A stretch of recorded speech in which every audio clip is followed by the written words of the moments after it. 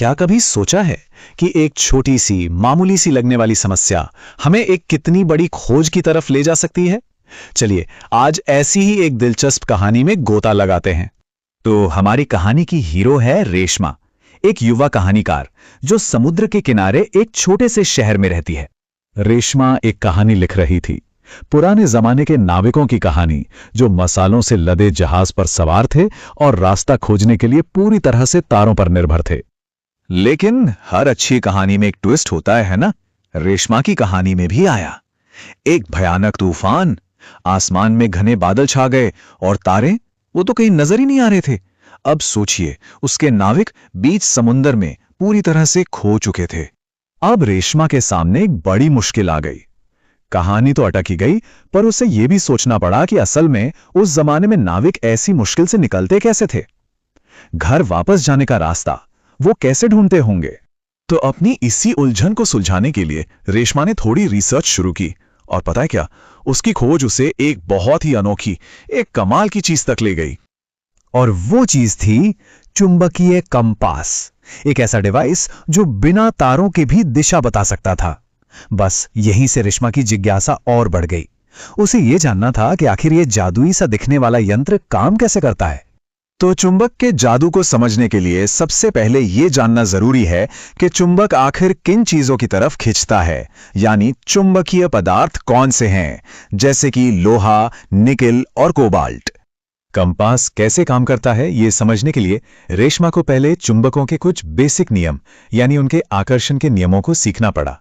अच्छा, एक सवाल है, क्या चुंबक का हर हिस्सा किसी भी चुंबकीय चीज को बराबर ताकत से खींचता है? चलिए एक छोटे से एक्सपेरिमेंट से इसका पता लगाते हैं। ये देखिए, जब एक छड़ चुंबक को लोहे के बुरादे के ऊपर रखा जाता है तो क्या होता है? ये बुरादा चुंबक के बीच में तो बहुत कम चिपकता है, लेकिन इसके दोनों सिरों पर देखो, एकदम गुच्छे बन गए हैं। मतलब साफ है, चुंबक की असली ताकत उसके सिरों पर होती है। और इन्हीं सिरों को हम कहते हैं चुंबकीय ध्रुव। एक होता है उत्तरी ध्रुव और दूसरा दक्षिणी ध्रुव। और एक मजेदार बात यह है कि ये हमेशा जोड़ी में ही होते हैं। आप कभी भी एक अकेले ध्रुव को अलग नहीं कर सकते। और यहीं पर कंपास का सबसे बड़ा राज छिपा है। जब भी किसी चुंबक को आजादी से लटकाया जाता है ना, तो वो हमेशा घूमकर उत्तर दक्षिण दिशा में ही आकर रुकता है, हमेशा। ठीक है, तो हमने ये तो देख लिया कि एक अकेला चुंबक कैसे काम करता है, पर तब क्या होता है जब दो चुंबक आमने सामने आ जाएं? ये बहुत दिलचस्प है। इसका एक बहुत ही सीधा और पक्का नियम है। जो ध्रुव एक जैसे होते हैं, जैसे नॉर्थ नॉर्थ या साउथ साउथ, वो एक दूसरे को दूर धकेलते हैं, और जो अलग होते हैं, यानी नॉर्थ साउथ, वो एक दूसरे की तरफ खींचते हैं। बस इतना ही। तो अब जब रेशमा को ये सारे नियम पता चल गए, तो उसके लिए अपना खुद का एक छोटा सा कंपास बनाना भी मुमकिन हो गया। इसे बनाना बहुत आसान है। बस एक सिलाई वाली सुई लीजिए और उसे एक चुंबक पर एक ही दिशा में कोई 30-40 बार रगड़िए। इससे सुई में भी चुंबक के गुण आ जाएंगे। फिर इस सुई को कॉर्क के एक छोटे से टुकड़े में से आर पार करके पानी से भरे कटोरे में रख दीजिए। बस आपका कंपास तैयार है। और ये देखिए, हमारा होममेड कंपास तैयार है। सुई पानी में तैर रही है और उत्तर दक्षिण दिशा बता रही है। इसी आसान से डिवाइस की मदद से रेशमा के कहानी वाले नाविक अब तूफान से बाहर निकल सकते थे और रेशमा की कहानी भी आगे बढ़ सकती थी।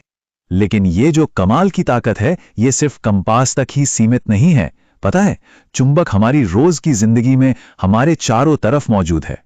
जरा सोचिए, फ्रिज का दरवाजा कैसे बंद होता है, या पेंसिल बॉक्स का ढक्कन कैसे अपने आप लग जाता है।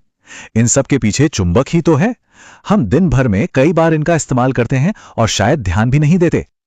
लेकिन अपनी इतनी ताकत के बावजूद चुंबक थोड़े नाजुक भी होते हैं। वो मानो कहते हैं, देखो, मुझे गर्म मत करना, जमीन पर मत पटकना, और ना ही मुझ पर हथौड़ा चलाना, और हां, मुझे मोबाइल या रिमोट जैसी चीजों से तो दूर ही रखना। तो बात यह है कि चुंबकों को सही से रखना बहुत जरूरी है। सबसे अच्छा तरीका है कि इन्हें जोड़ों में रखा जाए, जिसमें अलग अलग ध्रुव एक तरफ हों, और इनके बीच में लकड़ी का एक टुकड़ा और सिरों पर नर्म लोहे की पत्तियां लगा दी जाएं।